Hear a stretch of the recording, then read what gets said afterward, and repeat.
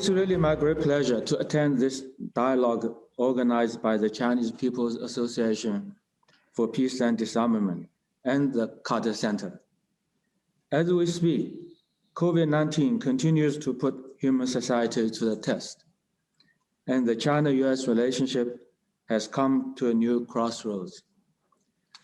With the upcoming year of the ox, bringing in confidence and hope, this dialogue is highly relevant and carries special significance. Tomorrow will be the 42nd anniversary of Mr. Deng Xiaoping's visit to the United States.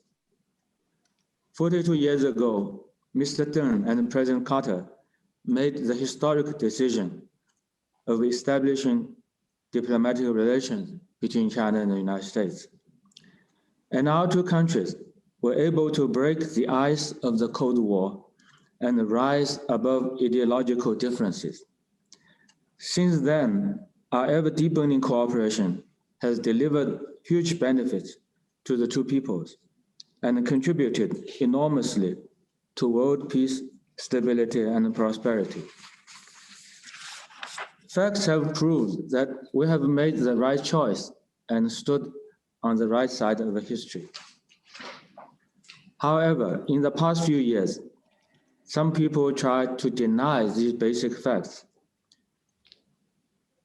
By creating rumors, stoking hatred, and fanning confrontation, they attempted to hijack America's China policy and push China-U.S. relations down the precipice of confrontation. This has seriously damaged the fundamental interests of the two peoples and is doomed to failure. Now, there have also been calls recently for America to adjust its strategy and build an allied and partner coalition so as to address what they call China's challenge and restore balance and legitimacy in the Asia-Pacific. I'm afraid such an adjustment is just like putting old wine in a new bottle. It may cause the same mistakes made in the past and create new imbalances, which will further disrupt regional order. At this historical juncture, we are facing a consequential choice again.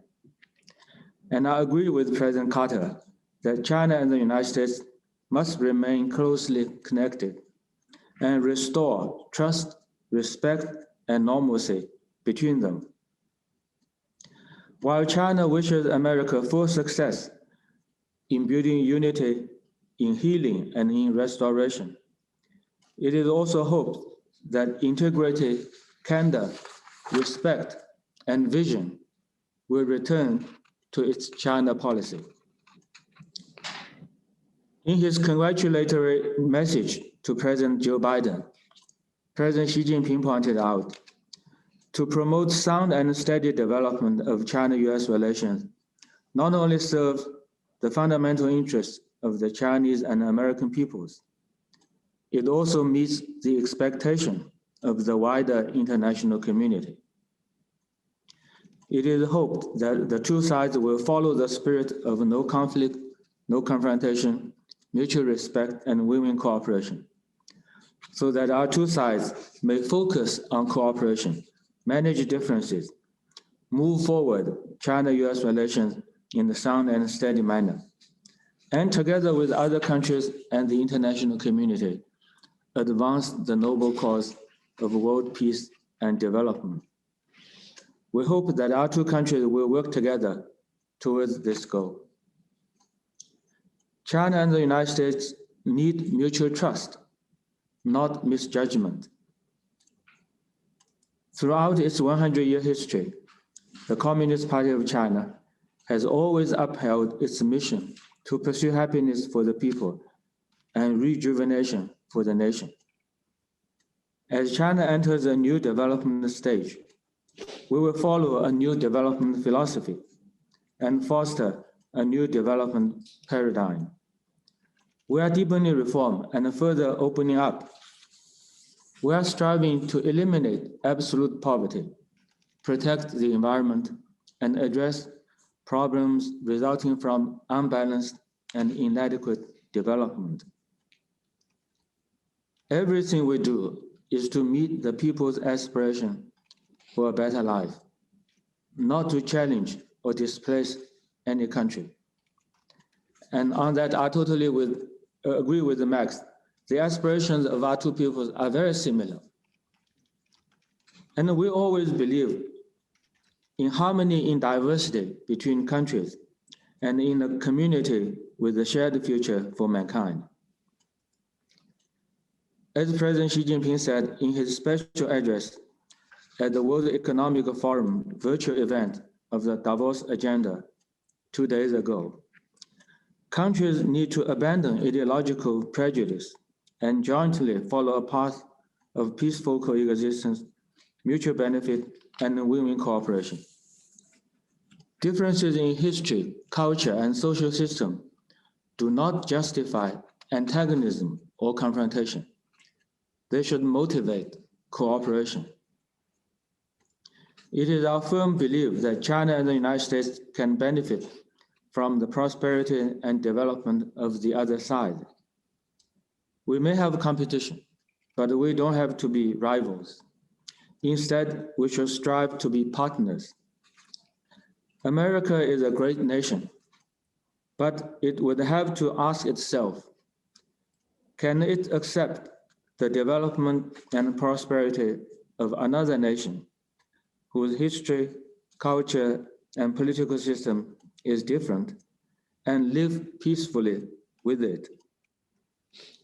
Taking China as a strategic rival and imaginary enemy would be a huge strategic misjudgment. To develop any policy on the basis of that would only lead to grave strategic mistakes. China and the United States need dialogue, not confrontation. Our two countries have not a small number of differences and disagreements. The only way out of them is candid and equal-footed dialogue on the basis of mutual respect. On specific issues, we should explore solutions acceptable to both sides on the basis of goodwill for goodwill and good faith for good faith. Claiming that dialogue is useless is no less than advocating confrontation. But at the same time, some issues have been raised in China-U.S. relations under the banner of values, but in fact, they all focus on China's territory, so much so that people cannot but question the real intention behind. On issues that concern its sovereignty, reunification, and territorial integrity, China will not back down. And it is hoped that the United States will respect China's core interests and refrain from crossing the red line. China and the United States need cooperation, not fighting. Both China and the United States gain from cooperation and lose from confrontation. Cooperation is the only right option for the two sides.